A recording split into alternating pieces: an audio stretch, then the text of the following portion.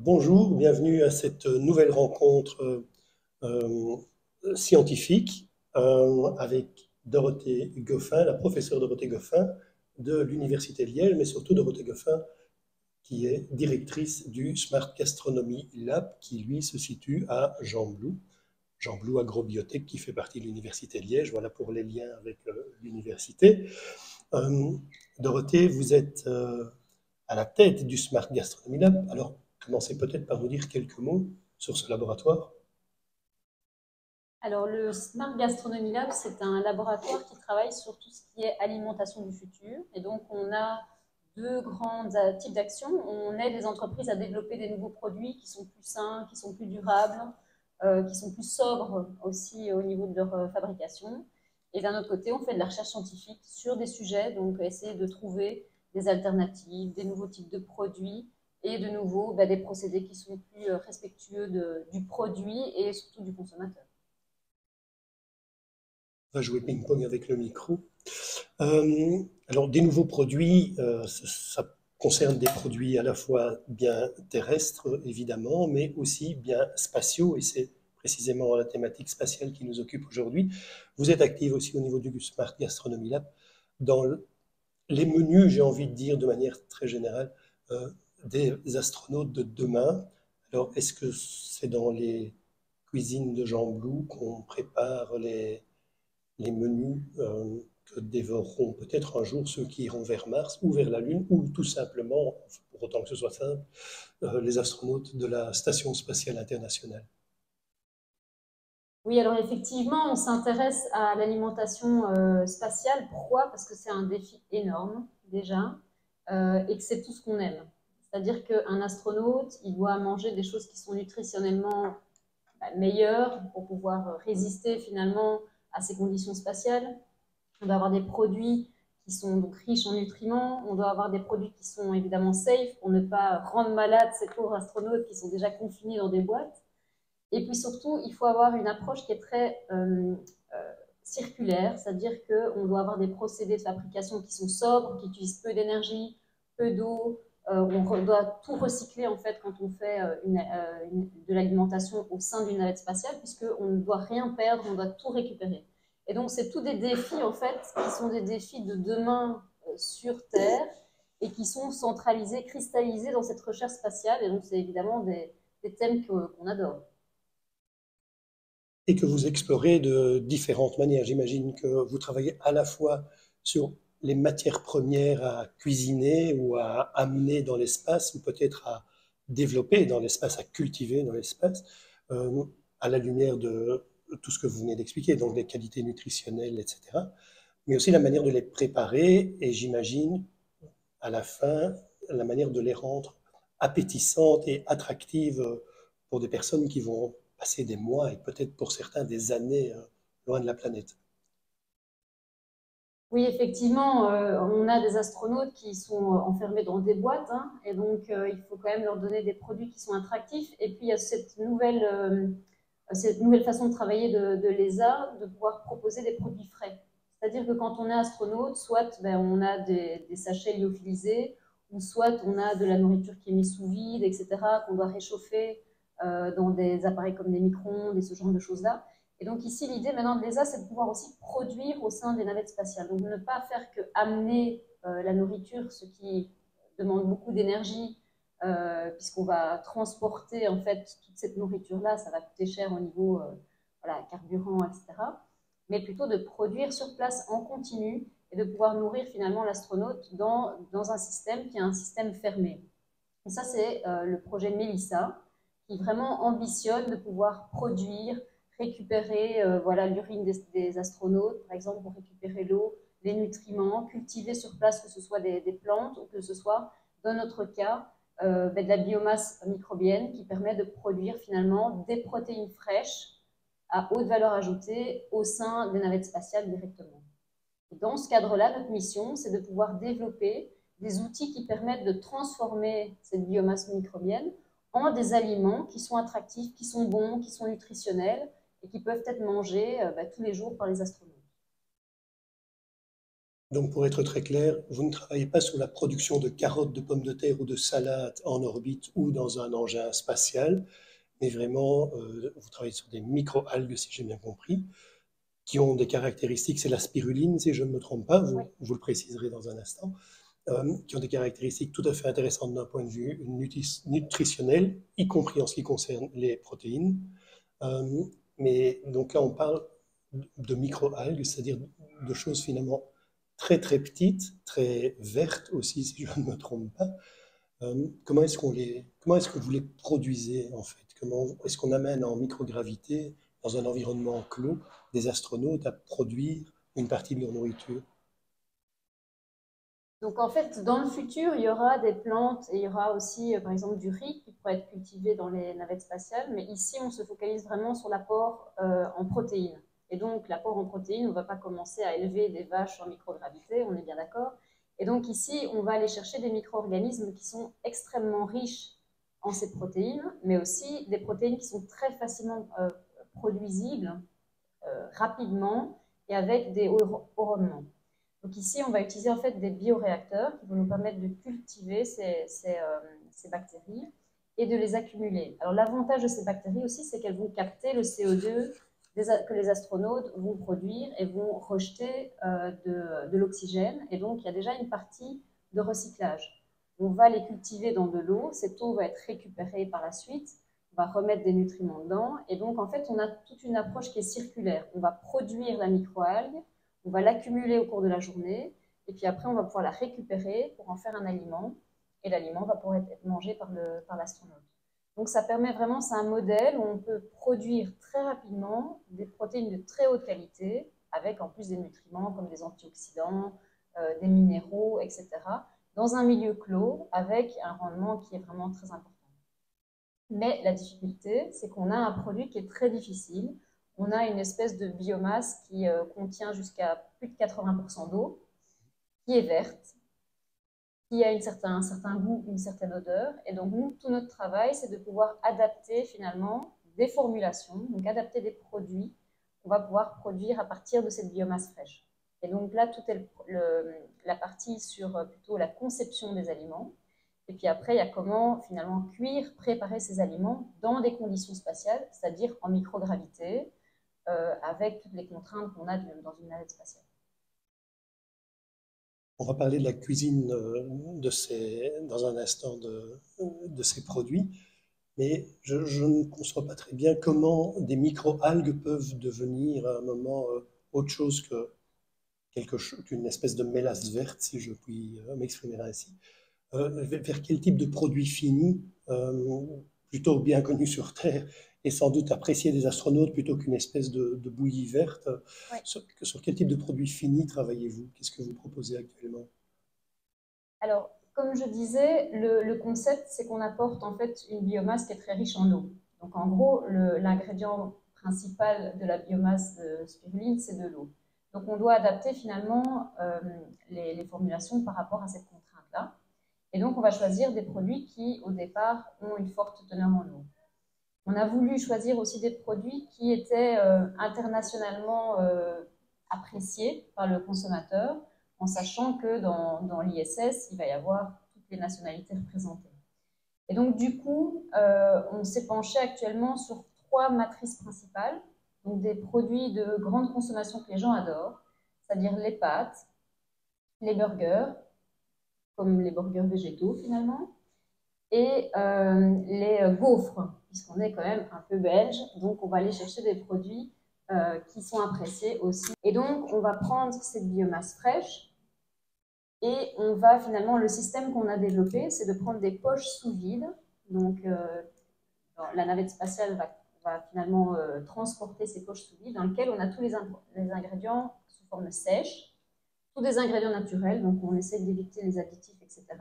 Puisqu'en fait, le produit va être préparé comme dans une cuisine, en fait. Ils ont les produits secs d'un côté, la biomasse fraîche de l'autre. Elle va être mélangée au sein de la poche pour éviter toute contamination, évidemment. Et puis, une fois que cette poche est prête, on va mélanger, malaxer, on va avoir une préparation. Et cette préparation, ensuite, va être cuite en direct. Donc, on est vraiment comme dans une cuisine. On prépare nos ingrédients, on les mélange et après on les cuit en direct. Donc on a cette facilité de pouvoir faire en continu ces produits. Et donc voilà, on s'est basé sur des produits de la vie courante. Concernant la cuisson justement de ces produits, de ces aliments, finalement, on est dans une station spatiale, donc on est en microgravité, donc on ne fait pas de crêpes qu'on fait sauter parce qu'elles ne retombent jamais dans la poêle, par exemple. On ne fait pas bouillir de l'eau non plus dans une casserole pour jeter des pâtes parce que l'eau, c'est un peu comme le whisky du capitaine Haddock, elle va se mettre en boule et commencer à voguer partout dans l'ISS, ce que personne ne veut parce que c'est très dangereux, évidemment. Donc, vous travaillez aussi sur la manière de préparer, de cuire finalement ces aliments. C'est quoi la meilleure manière de préparer ce genre de produits? Alors, de nouveau, on doit avoir une approche qui est aussi une approche sobre au niveau des procédés. Donc, quand vous faites une cuisson classique dans un four ou dans une poêle, vous allez avoir une source de chaleur et cette chaleur va se diffuser au fur et à mesure au sein du produit. Et donc, quel est le problème avec ça? Comme quand vous cuisez un steak, c'est que vous devez le cuire longtemps déjà, donc vous dépensez beaucoup d'énergie. L'énergie va finalement se dissiper au niveau de la navette. Vous allez avoir de la vapeur aussi, qui peut être dangereuse et qui va finalement, on va perdre de l'eau. Et donc ici, on doit avoir un mode de cuisson qui est différent. Et en fait, on va faire de la cuisson qu'on appelle volumique, comme les micro-ondes. C'est un peu le même principe, sauf que nous, ici, on utilise la cuisson ohmique. Alors la cuisson ohmique, c'est très simple. Ohmique, c'est O-H-M-I. Oui, comme la loi de Ohm. D'accord. Donc c'est basé sur l'électricité. Et donc en fait, on va électrocuter, entre guillemets, notre steak, puisqu'on va faire passer un courant assez élevé, rapidement au sein du produit. Et en fait, ce courant va échauffer en fait les molécules du produit. Et donc, on a une cuisson qui est presque instantanée. Donc, on peut cuire un steak en moins d'une minute. Et on a une cuisson qui est rapide et forte et qui ne va donc pas dégrader le produit.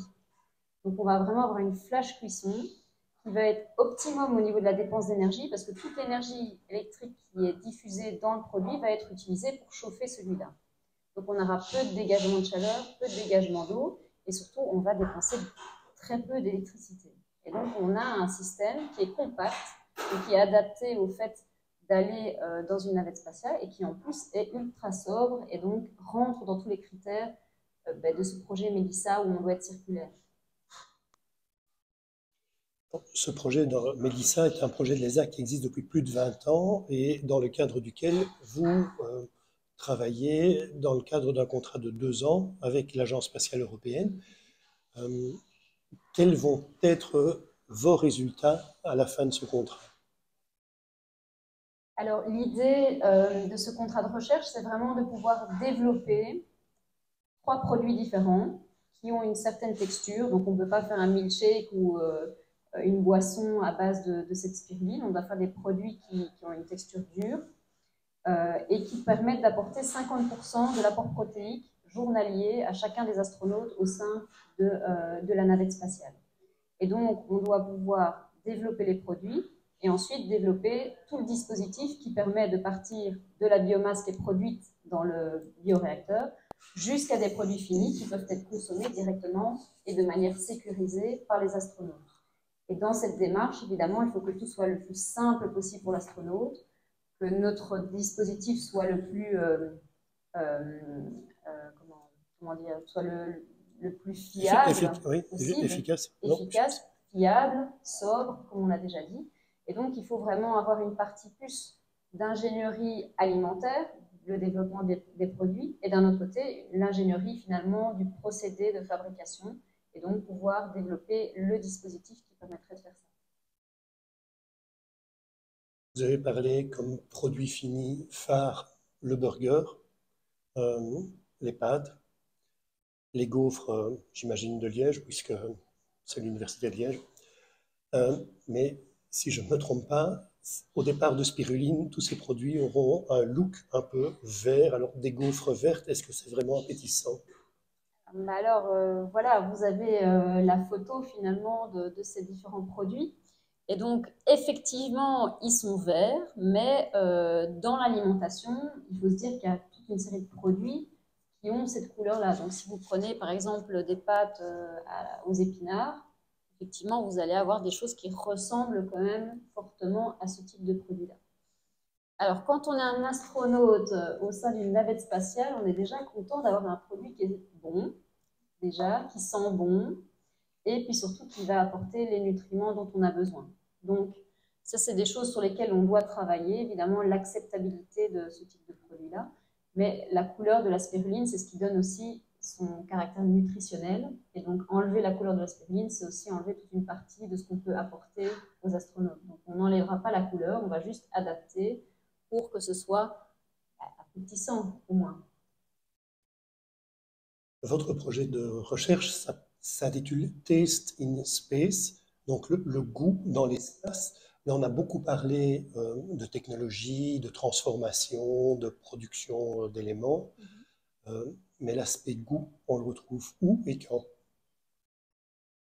Eh bien, évidemment, toutes les formulations qu'on va développer, on va les caractériser, on va regarder leur texture, on va regarder leur couleur, on va regarder leur taux en eau, par exemple. Et donc, on va caractériser tout ça, mais surtout, on va les tester sur des consommateurs. Et donc, on va voir s'ils sont appréciés ou pas, et aussi voir quels sont les paramètres qui nous permettront d'améliorer nos formulations. Et donc, bien sûr que d'un côté, on a une validation qui est très technique sur la mission qu'on nous a demandé dans Testing Space, mais après, il y a aussi le côté plaisir, le côté acceptabilité, puisque nous, on travaille beaucoup aussi sur tout ce qui est comportement du consommateur et quels sont les différents moyens de faire plus accepter un produit. Et donc, on a des méthodologies spécifiques. On va faire tester le produit par des consommateurs et on va voir sur quels paramètres on va pouvoir améliorer le produit. Souvent, la recherche spatiale débute sur Terre, part ensuite en orbite ou même au-delà, et puis finalement, les procédés, les concepts développés pour le secteur spatial reviennent sur Terre. Ici, clairement, c'est l'aspect circularité qui pourrait être très intéressant sur notre planète. Est-ce que cette dimension est déjà présente, ce retour vers la Terre de vos travaux et de vos recherches est déjà présente dans le cadre de ce projet de recherche?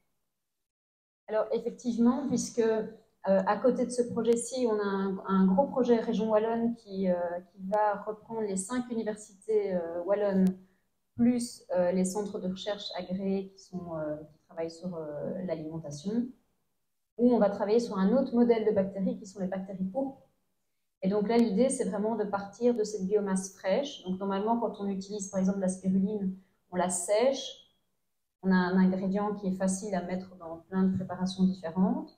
Mais le problème de cette spiruline sèche, c'est qu'elle a un goût spécifique, une odeur spécifique, et on va perdre une série de nutriments. Ici, notre idée, c'est de vraiment créer une filière avec ces autres acteurs pour produire cette biomasse fraîche bactérienne et en faire des produits frais en direct. Et donc, avoir des méthodes qui permettent de conserver les aspects nutritionnels, etc., et de ne pas les dégrader par des procédés trop agressifs. Et donc, du coup, ce qu'on fait dans Testing Space, on est déjà en train de le faire sur un autre modèle, aussi sur Terre. Et puis, on a parlé de la cuisson ohmique, qui est une cuisson qui est connue au niveau industriel, mais sur certains types de produits. Et là, on est déjà en train de réfléchir à des dispositifs de four qui pourraient être utilisés, des applications plus petites, par exemple sur la cuisson de la viande, dans, par exemple, les cantines de collectivité ou ce genre de choses-là, pour avoir des cuissons vraiment minutes et qui sont beaucoup plus sobres en énergie. Et donc là, on a une autre application de ces cuissons ohmiques qui pourrait être une application à petite échelle de cette technologie-là qui, pour l'instant, est utilisée au niveau industriel. Ma dernière question est plutôt de type clin d'œil. On n'a pas parlé de frites. Or, ici, nous sommes chez Patatac, un spécialiste de la frite, si j'ose dire, artisanale notamment à Saint-Gilles. Des frites dans l'espace, c'est pour demain ou pas. Et des frites cuites en ohmique ou grâce à un four ohmique, est-ce que c'est envisageable ou pas? Parce que la cuisson des frites prend évidemment aussi beaucoup d'énergie. C'est un demi-clin d'œil en fait. Alors, des frites dans l'espace, oui, parce que certaines équipes travaillent déjà sur la culture de la pomme de terre en navette spatiale, comme le riz par exemple aussi, le blé. Enfin, il y a ces différents modèles qui ont été sélectionnés pour faire toute une série de tests. Maintenant, la cuisson au mic, pourquoi pas, mais il faudra voir les dangers de cuire de l'huile à une telle température en conditions de microgravité. Alors peut-être qu'on pourrait, on a déjà fait au niveau du labo une cuisson de frites à 70 degrés en se mettant sous pression, enfin en sous-pression, pas en surpression, en sous-pression, pour pouvoir abaisser finalement la température de cuisson. Et donc on avait des frites qui étaient très bonnes, mais qui étaient évidemment moins riches en acrylamide, etc., puisqu'on atteignait des températures de cuisson qui étaient plus faibles. Donc pourquoi pas travailler là-dessus dans le futur pour avoir des bonnes frites au sein de l'ISS. Ce sera peut-être l'objet d'un prochain projet de recherche pour le Smart Gastronomy Lab. Dorothée Goffin, merci beaucoup d'être venue nous parler de tout ça aujourd'hui et à bientôt. À bientôt.